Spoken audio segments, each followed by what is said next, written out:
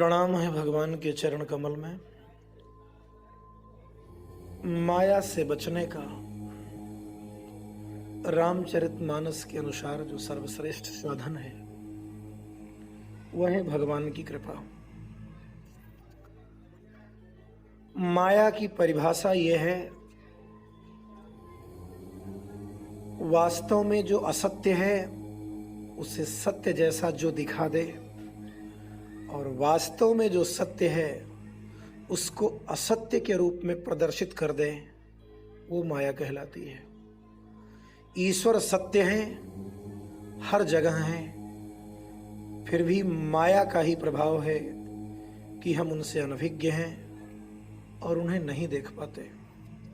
संसार असत्य है, झूठा है, फिर भी हमें सत्य भासता है और हम इसे सत्य ही मानते हैं। यह माया के कारण ही है, और इसी माया के चलते जीव संसार में तमाम ऐसे कर्म कर लेता है जिसके कारण वो जन्म जन्मांतर के चक्कर में पड़ा हुआ बार बार जन्म लेता है और मरता रहता है। अपने परिवार को सुखी करने के लिए हम तमाम दूसरे परिवार के लोगों के सुखों में डाका डाल देते हैं, और जब हम अपने बच्चे को सुखी करने के लिए दूसरे के बच्चे का सुख छीनते हैं, चुराते हैं, तो कितना बड़ा अपराध वहाँ होता है, और उस अपराध का दंड हमें और हमारे परिवार को सबको भोगना होता है, और पुनः नया शरीर लेकर के धरती पर आना ही पड़ेगा। उन दुष्कर्मों का दुष्परिणाम भोगना ही पड़ेगा। तो संसार झूठा है, माया ही है जो जीव को इस बंधन में डाले हुए है। और अगर इस माया से मुक्त होना है, पूरी दुनिया चाहती है मुक्त होने के लिए, भले वो कह ना पाती हो और समझ ना पाती हो, प्रयास हर किसी का यही है। तो अगर इस बंधन से मुक्त होना है तो रामचरितमानस के अनुसार सबसे अच्छा उपाय है भगवान की कृपा, उनकी कृपा दृष्टि।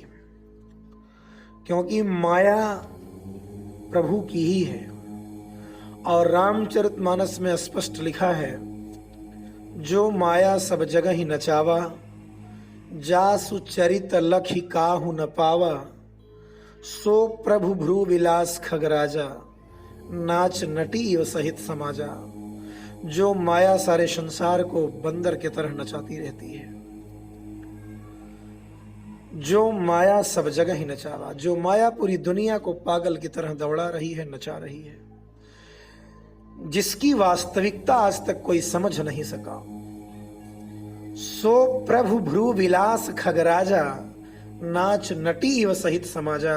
वही माया भगवान श्री राम के भ्रिकुटी के इशारे पर अपने पूरे समाज सहित एक नर्तकी की भांति थिरकती रहती है, नाचती रहती है, उनके पलक के इशारे पर चलती है। तो अगर उनकी कृपा दृष्टि हम पर हो जाए, हम उनके हो जाएं, वो हमें अपना पुत्र मान लें, तो अनायास हम उस दुष्प्रभाव से बच जाएंगे। भगवान के पुत्र पर माया को हिम्मत नहीं है कि वो कुदृष्टि डाले, जिस पर उनकी कृपा हो जाए, भगवान जिसे अपना पुत्र मान ले। और एक भ्रम मैं बता दूं, कभी दिमाग में न रखिएगा कि भगवान का पुत्र तो हर कोई है। ये तो एक कहने के लिए है। यह कहना भी दुनिया का सबसे बड़ा झूठ है कि भगवान समदर्शी हैं, और यह कहना भी दुनिया का सबसे बड़ा झूठा है कि भगवान सब पर बराबर कृपा करते हैं। ये दोनों बातें पूरी तरह से झूठी हैं। भगवान ना तो सब पर बराबर कृपा करते हैं, और भगवान ना ही समदर्शी हैं। ये मैं नहीं कह रहा हूं, ये हमारा शास्त्र कहता है, ये रामचरितमानस कहता है। लेकिन इसकी चर्चा यहाँ ना करके मैं अगली बार कर दूंगा।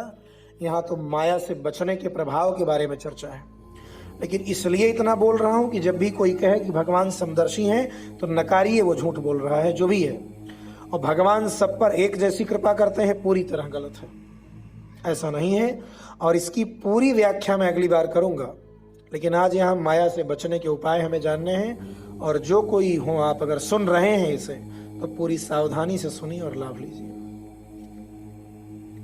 तो अगर भगवान हमें अपना पुत्र बना लें, वो हमें अपना पुत्र कह दें, तो माया अपने आप हमें छोड़ देगी।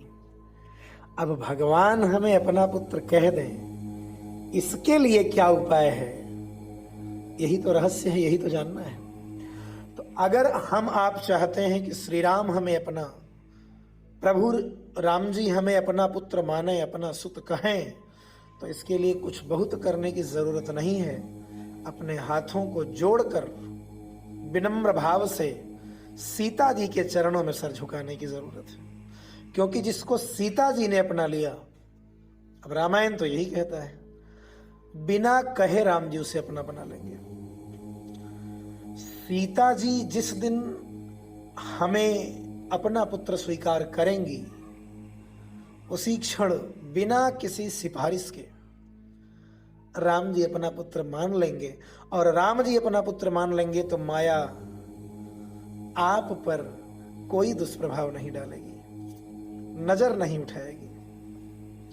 उदाहरण के लिए हम थोड़ा सुंदरकांड पे आए। हनुमान जी जब राम जी के पास से मुद्रिका लेकर जाते हैं सीता जी की खोज में, तब तक तो हनुमान जी को राम जी अपना सेवक ही मानते हैं। क्योंकि रामचरितमानस की पंक्ति है, पाछे पवन तनय सिर नावा, जानी काज प्रभु निकट बोलावा, परसा शीस सरोरु पानी, कर मुद्रिका दीन जन जानी। मुद्रिका दिया हनुमान जी को अपना जन जानकर, जन का अर्थ सेवक होता है, नजदीक का होता है, अपना खास जानकर, अपना नजदीकी जानकर, अपना सेवक जानकर दिया, पुत्र नहीं जाना लेकिन। और हनुमान जी जाते हैं, सुंदरकांड वाली घटना में भी है, हनुमान जी जाते हैं, सीता जी का उन्हें दर्शन होता है, आने का उद्देश्य वो सीता जी के सामने प्रकट करते हैं, हर तरह से ये बात सिद्ध करते हैं कि उनको राम जी ने ही भेजा है। और जब यह बात पूरी तरह से सिद्ध हो जाती है तो सीता जी प्रसन्न होती हैं। और जब प्रसन्न होती हैं और जब सीता जी के श्रीमुख से हनुमान जी के प्रति आशीर्वचन निकलते हैं, आशीर्वाद निकलते हैं, तो सीता जी हनुमान जी को अपने आशीर्वचनों से अभिसिंचित करते हुए बोलती हैं, अजर अमर गुणनिधि सुत हो। सीता जी ने पुत्र कह दिया। इतनी सेवा की भावना है, इतनी विनम्रता है, हमारे लिए इतना कष्ट सह रहा है, इतना समर्पण, इतना त्याग। सीता जी निहाल हो गई हनुमान जी के उस सेवा भाव को देखकर। इतना तो पुत्र भी नहीं करेगा किसी का। और सहज ही माता जगत जननी के मुख से हनुमान जी के प्रति सुत का, पुत्र का भाव प्रकट हुआ। उन्होंने पुत्र कहा हनुमान जी को, तो सीता जी कहती हैं, अजर अमर गुण निधि सुत होहु, करहु बहुत रघुनायक छोहु। पुत्र तुम अजर हो जाओ, अमर हो जाओ, गुणों के भंडार हो जाओ। सीता जी ने पुत्र कहा इनको। अब इस घटना को ही रोक दीजिए। इससे इतनी जानकारी मिली कि सीता जी ने हनुमान जी को पुत्र कह दिया।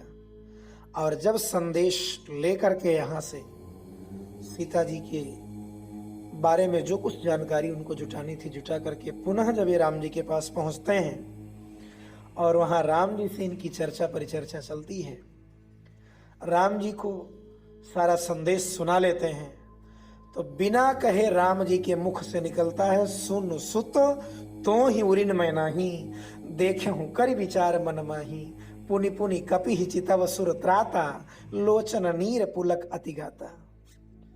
वहां सीता जी ने सुत कह दिया था, तो राम जी जान गए कि सीता ने जब पुत्र बना लिया तो आखिर जो सीता जी का पुत्र होगा वो राम जी का पुत्र नहीं होगा। आखिर जब सीता जी जिसकी माँ हो जाएंगी उसका पिता और कौन बनेगा। तो सीता जी जिसे एक बार पुत्र कह देती हैं, राम जी बिना कहे उसे पुत्र मान लेते हैं। और जिसे राम जी अपना पुत्र स्वीकार कर लें, भला माया की क्या मजाल है कि उस पर कुदृष्टि डाल दें। और माया की ही नहीं, सकल विघ्न व्याप ही नहीं ते ही, राम सुकृपा भी लो कहीं से ही, कोई विघ्न उसकी तरफ नजर उठा के नहीं देख सकता। तो माया से मुक्त होने का इससे बढ़िया साधन और कोई नहीं। हाँ, रामचरितमानस में एक और उपाय माया से बचने का है, उसकी चर्चा हम अगली बार करेंगे। आज यहीं तक, धन्यवाद।